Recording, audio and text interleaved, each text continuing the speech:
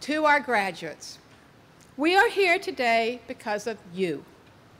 We have come together to recognize your intellectual achievements and to acknowledge the milestones you have reached. The truth is, you are the only ones who know the total cost of the years leading to this moment. Each of you has committed time, effort, and personal resources. Many of you have pursued your degree on top of a full-time career, or while raising children, or caring for others. But you have persisted.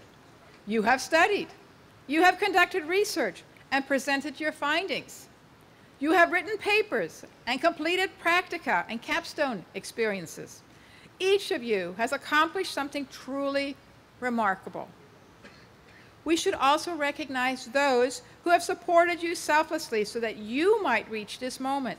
Your parents, spouses, and partners, children, and friends who have shared your dreams, and we honor their hard work too. Please join me in expressing our appreciation.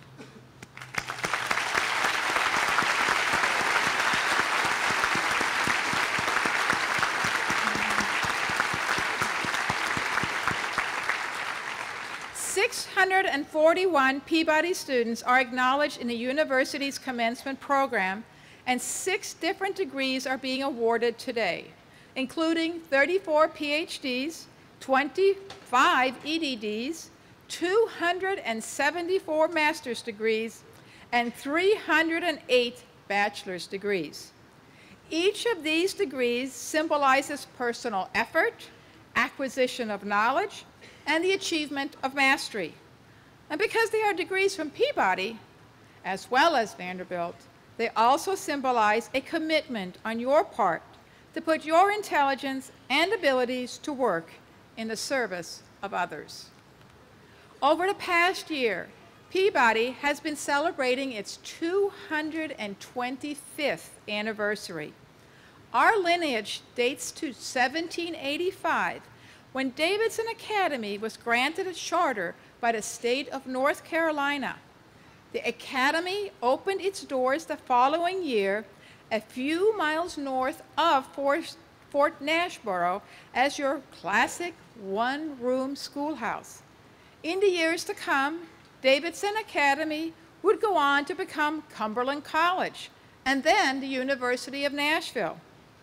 But we truly came into our own when we discovered our distinctive mission in education, first as Peabody Normal College, and then in 1914 as George Peabody College for Teachers. George Peabody was America's first great philanthropist and the founder of the Peabody Education Fund. He was famous for this quote, which we took as the college's motto: "Education, a debt due from present to future generations." As a normal school operating in the South following the Civil War, Peabody's leaders did not take this debt lightly. The teachers and principals trained at Peabody took up posts across the South to educate an impoverished population. By the early decades of the 20th century, Peabody was pioneering a model that combined training in home economics, agriculture, or the trades, with the preparation of teachers and administrators, many at the graduate level. Close by, a demonstration school, now the University School of Nashville at the opposite end of this mall, offered primary education using the latest pedagogical techniques. These techniques were informed by the growing discipline of psychology. In fact, Peabody was one of the first institutions in the region to develop a strong psychology graduate program. Jessup's Psychology Laboratory, opened in 1915, was the first building in the U.S. devoted exclusively to psychological research. Joseph Peterson was a nationally prominent psychologist who led Peabody's early efforts and would go on to become president of the American Psychological Association. Nicholas Hobbs would later do the same. During the Second World War, Peabody did its part for the war effort by housing, educating, and training aviators. After the war, Peabody thrived thanks to the GI Bill.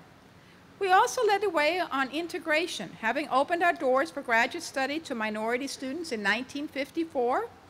It was during this decade as well that the Peabody faculty helped the youthful Republic of South Korea establish an effective system of public education. And it was in the 1950s and 60s that Peabody established a permanent reputation for leadership in the fields of psychology and human development and in special education.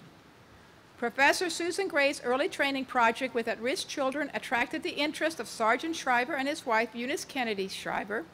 The Shrivers visited campus to observe this work firsthand, and what they witnessed led to the founding of the National Head Start program.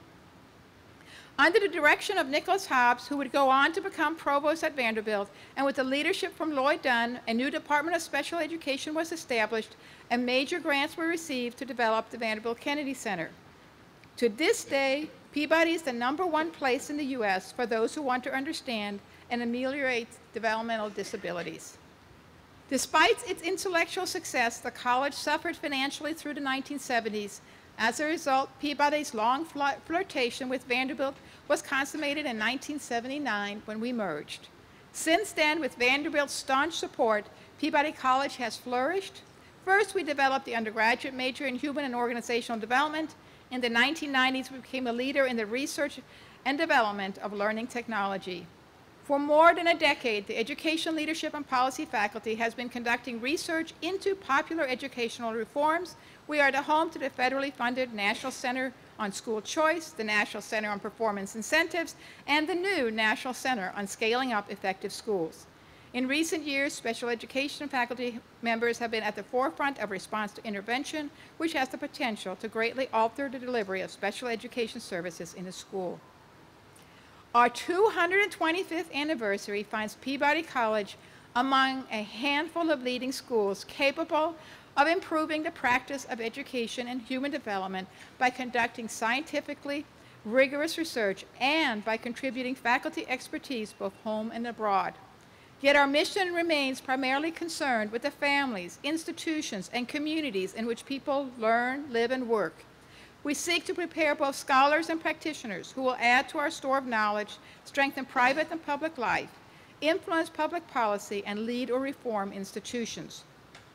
And we continue to be conscious of our responsibility to the education and development of all people, including students with special needs, children who are at risk, and learners in other parts of the world.